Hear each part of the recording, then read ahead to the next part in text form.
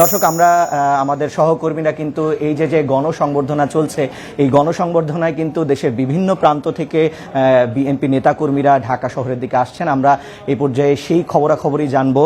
আমাদের পটুয়াখালীর সহকর্মী আব্দুস সালাম আরিফ, আমরা তার সঙ্গে যুক্ত হতে চাই, জানতে চাই নেতাকর্মীরা সেখান থেকে লঞ্চে করে ঢাকার উদ্দেশ্যে 5টার দিকে রওনা দেবার কথা ছিল, এখন কি অবস্থা? আব্দুস সালাম, শুনতে পাচ্ছেন নিশ্চয়ই আমাকে? তারেক রহমান যিনি আসছেন দীর্ঘ 17 বছর পরে পটুয়াখালী থেকে নেতাকর্মীরা তাকে দেখার জন্য দুটি লঞ্চ করে কিন্তু তারা ঢাকার উদ্দেশ্যে রওনা হচ্ছেন।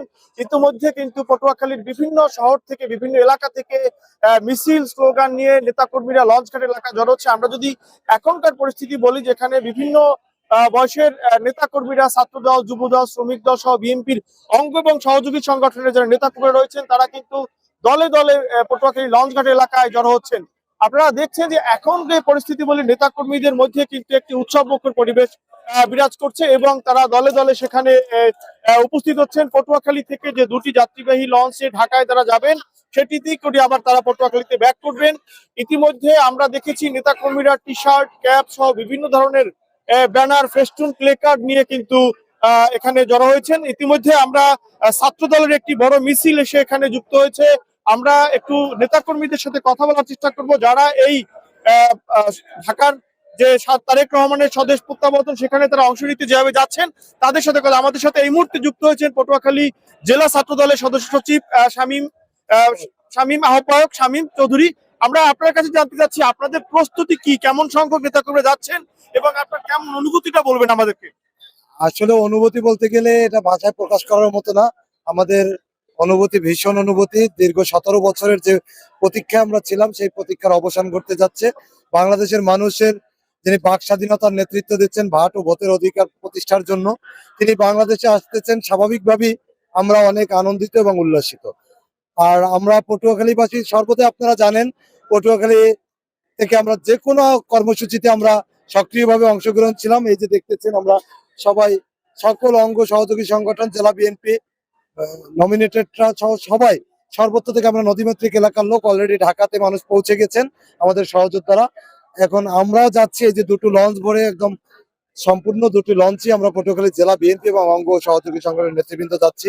গাড়িতে যাচ্ছে গত পরশুদিন থেকে আমাদের সহযোদ্ধারা, সিনিয়র জুনিয়র অনেক নেতৃবৃন্দ ঢাকায় অবস্থান করতেছে। ধন্যবাদ। জি জি জি এই মুহূর্তে আমরা যদি বলি যে আমরা কথা বলছিলাম পটুয়াখালী জেলা ছাত্র দলের আহ্বায়ক শামীম চৌধুরীর সাথে। আপনারা এখনকার যে পরিস্থিতি হচ্ছে, নেতাকর্মীরা যেখানে জড়ো হচ্ছে এবং বিভিন্ন মিছিল স্লোগান নিয়ে নেতাকর্মীরা উপস্থিত হচ্ছেন। একটি বিষয় হচ্ছে যে পটুয়াখালী থেকে কিন্তু প্রতিদিন একটি করে লঞ্চ ঢাকার উদ্দেশ্যে ছেড়ে গেলেও আজ কিন্তু পটুয়াখালী থেকে দুটি যাত্রীবাহী লঞ্চ, ডাবল ডেকার যাত্রীবাহী লঞ্চ ছেড়ে যাচ্ছে এবং তারা সবাই হচ্ছে যে ঢাকামুখী যে অবস্থান। এবং এছাড়াও পটুয়াখালীতে গতকালকে রাতে আমরা বিএনপির নেতাদের সাথে কথা বলেছি, যারা অনেকেই আমাদেরকে নিশ্চিত করেছেন যে এই ঢাকায় অংশগ্রহণ করার জন্য তারা লঞ্চের পাশাপাশি যাত্রীবাহী বাসে করেও কিন্তু অনেকে ঢাকায় পৌঁছে গেছেন ইতিমধ্যে। একটি বিষয় হচ্ছে যে পটুয়াখালীতে যে উৎসব মুখর পরিবেশ, এটি দীর্ঘদিন থেকেই রয়েছে, কারণ কোনো ধরনের ঝই ঝামেলা ছাড়া এবারই নির্বিঘ্নে তাদের নেতাকে দেখতে, নেতার এই স্বদেশ প্রত্যাবর্তনে তারা অংশগ্রহণ করতে যে ঢাকায় যাচ্ছেন, এটি তাদের জন্য বেশ উৎসাহব্যঞ্জক এবং যার কারণেই একটি স্বতঃস্ফূর্ত অংশগ্রহণ কিন্তু আমরা দেখছি যে নেতাকর্মীরা যে ঢুকছেন তাদেরকে জেলা বিএনপির যারা নেতৃত্বে রয়েছেন তারা এখানে তাদেরকে রিসিভ করছেন এবং সেখানে তাদেরকে বিভিন্ন লঞ্চে জায়গা করার জন্য তাদেরকে পৌঁছে দিচ্ছেন। একটি বিষয় হচ্ছে যে পটুয়াখালীতে কিন্তু আজকের এই যে উৎসব মুখর পরিবেশ, সেটির পাশাপাশি আমরা এখানে ছাত্র দলের যারা নেতারা রয়েছেন তারাও এখানে এসেছেন। আমরা কুয়াকাটা ছাত্র দলের এক নেতা পেয়েছি, আমরা আপনার সাথে জানতে চাচ্ছি যে আসলে আপনি তো কুয়াকাটা থেকে এসেছেন, কি অবস্থা, এখনকার পরিস্থিতি কেমন বা আপনার অনুভূতি সম্পর্কে? এখনকার পরিস্থিতি অনেক ভালো। আমরা উৎসবমুখর পরিবেশ দিয়া দেশ নায়ক তারেক রহমান আগমন উপলক্ষে পটুয়াখালী জেলা বিএনপির নেতৃত্বে আমরা ঢাকায় রওনা দিছি এবং ঢাকায় এখান থেকে গিয়ে আমরা 300 ফিটে উপস্থিত হবো ইনশাল্লাহ। জি, ধন্যবাদ আপনাকে। দর্শক শুনছিলেন, এটা এখানে আমরা দেখছি যে এখানে পটুয়াখালী জেলা বিএনপির যারা নেতৃবৃন্দ রয়েছেন, পটুয়াখালী জেলা বিএনপির সাধারণ সম্পাদক তিনি এখানে উপস্থিত হওয়ার কারণে নেতাকর্মীরা এখানে স্লোগান দিচ্ছেন বিভিন্ন ধরনের। আমরা তাদেরকে দেখানোর চেষ্টা করছি। আপনারা দেখছেন যে পটুয়াখালীতে যে এখনকার পরিস্থিতি, আমরা জেলা বিএনপির যিনি সাধারণ সম্পাদক রয়েছেন অ্যাডভোকেট মুজিবুর রহমান টুটন, তিনি সাংবাদিকদের সাথে কথা বলছেন। আমরা একটু সরাসরি আমরা তার সাথে যুক্ত করার চেষ্টা করব। পটুয়াখালী শহর এবং সকল ইউনিটের নেতৃবৃন্দ পটুয়াখালী থেকে আমরা জানেন দুইটা লঞ্চ এবং শতাধিক বাস মাইক্রোবাস সহ আমাদের পটুয়াখালী থেকে আমরা যতটুকু জেনেছি এবং আমাদের কাছে যতটুকু হিসাব এসেছে তাতে আমরা 50 থেকে 60 হাজারের ঊর্ধ্বের নেতাকর্মী ইনশাআল্লাহ আমরা আগামীকাল জনাব তারেক রহমানের সম্মত অনুষ্ঠান আমরা পটুয়াখালী উপস্থিত থাকবো ইনশাআল্লাহ। এবং আমরা আমাদের দীর্ঘদিনের আমাদের হৃদয়ের আকুতি এবং দীর্ঘদিনের আমাদের আকাঙ্ক্ষা যে আমরা তার সম্মেলনে অংশগ্রহণ করব। সকল নেতাকর্মী স্বতঃস্ফূর্ত ভাবে আমাদের একসাথে আমরা যাচ্ছি হাজার হাজার, এবং ইতিমধ্যে আপনারা জেনেছেন যে 20 থেকে 25 হাজারের উপর নেতাকর্মী ঢাকায় ইতিমধ্যে পৌঁছে গেছেন। আমরা ইনশাআল্লাহ স্বতঃস্ফূর্ত ভাবে সবাই যাব। সকল মানুষের কাছে আমাদের এইটাই মেসেজ, আগামী যে জাতীয় সংসদ নির্বাচনে সেই নির্বাচনে আমাদের সম্মানিত ভারপ্রাপ্ত চেয়ারম্যান তার হাত ধরেই এক নতুন বাংলাদেশ হবে, তিনি হবেন এই বাংলাদেশের পরবর্তী প্রধানমন্ত্রী। দর্শক, আপনারা শুনছিলেন পটুয়াখালী জেলা বিএনপি সাধারণ সম্পাদক অ্যাডভোকেট মুজিবুর রহমান টুটন।